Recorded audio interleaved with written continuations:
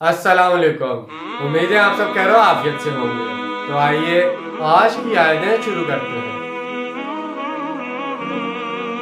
بسم اللہ الرحمن الرحیم، من یطیع الرسول فقد اطاع اللہ ومن تولی فما ارسلناک علیہم حفیظا۔ شروع اللہ کے نام سے جو بڑا مہربان نہایت رحم کرنے والا ہے۔ جس نے اطاعت کی رسول کی، اس نے اطاعت کی اللہ کی، اور جس نے روح گردانی کی تو ہم نے آپ کو ان پر نگران بنا کر نہیں بھیجا ہے۔ یہ ٹکڑا بہت اہم ہے، اس لیے کہ یہ دو ٹوک انداز میں واضح کر رہا ہے کہ رسول اللہ صلی اللہ علیہ وسلم کی اطاعت در حقیقت اللہ کی اطاعت ہے۔ اس کی مزید وضاحت کے لیے یہ حدیث ملاحظہ کیجیے۔ حضرت ابو ہریرہ رضی اللہ عنہ سے روایت ہے کہ رسول اللہ صلی اللہ علیہ وسلم نے ارشاد فرمایا، جس نے میری اطاعت کی اس نے اللہ کی اطاعت کی، اور جس نے میری نافرما برداری کی اس نے اللہ کی نافرما برداری کی، اور جس نے میرے مقرر کردہ امیر کی اطاعت کی اس نے میری اطاعت کی، اور جس نے میری مقرر کردہ امیر کی نافرما برداری کی اس نے میری نافرما برداری کی۔ رسول اللہ صلی اللہ علیہ وسلم کی ساری جدوجہد جماعتی نظم کے تحت ہو رہی تھی۔ جہاد و قتال کے لیے فوج تیار ہوتی تو اس میں اوپر سے نیچے تک سمیع اطاعت کی ایک زنجیر بنتی چلی جاتی۔ آپ صلی اللہ علیہ وسلم لشکر کے میمنہ، میسر، قلب اور عقو وغیرہ پر ہر اول دستے پر الگ الگ کمانڈر مقرر فرماتے۔ ان امرہ کے بارے میں آپ صلی اللہ علیہ وسلم نے فرمایا کہ جس نے میرے مقرر کردہ امیر کی اطاعت کی اس نے میری اطاعت کی، اور جس نے میرے مقرر کردہ امیر کی نافرما برداری کی اس نے میری نافرما برداری کی۔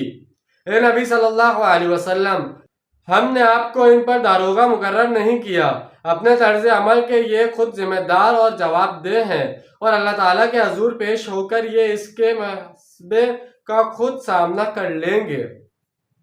وَيَقُولُونَ طَاعَةٌ فَإِذَا بَرَزُوا مِنْ عِنْدِكَ بَيَّتْ طَائِفَةٌ مِّنْهُمْ غَيْرَ الَّذِي تَقُولُ وَاللَّهُ يَكْتُبُ مَا يُبَيِّتُونَ فَأَعْرِضْ عَنْهُمْ وَتَوَكَّلْ عَلَى اللَّهِ وَكَفَى بِاللَّهِ وَكِيلًا۔ اور کہتے ہیں کہ سر تسلیم کم ہے، پھر جب آپ کے پاس سے ہٹتے ہیں تو ان میں سے ایک گروہ آپس میں ایسے مشورے کرتا ہے جو ان کے اپنے قول کے خلاف ہے، اور اللہ لکھ رہا ہے جو بھی وہ مشورہ کرتے ہیں۔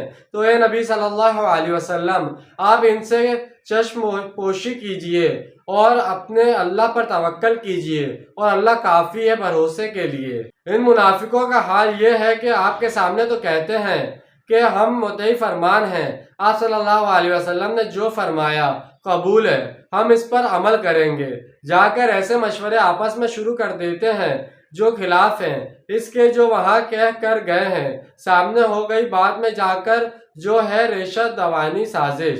آپ ان کی پرواہ نہ کیجئے، یہ آپ کو کوئی نقصان نہیں پہنچا سکیں گے۔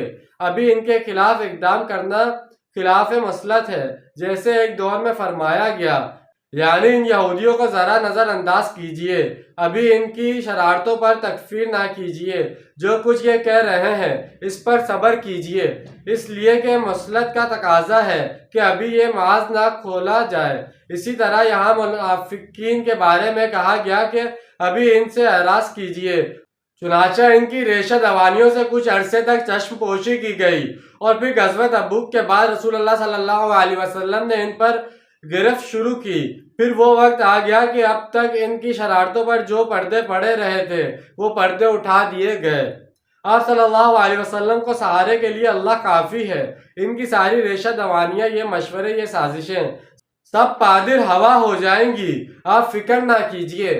تو جیسے کہ آج ہم نے 2 آیتوں کا ترجمہ اور تفسیر بیان کی ہے، امید ہے کہ آپ کو سمجھ میں آیا ہوگا، پسند آیا ہوگا۔ ملتے ہیں اگلی ویڈیو میں، اپنا ڈھیر سارا خیال رکھیے گا۔ جب تک کے لیے اللہ حافظ، فی امان اللہ۔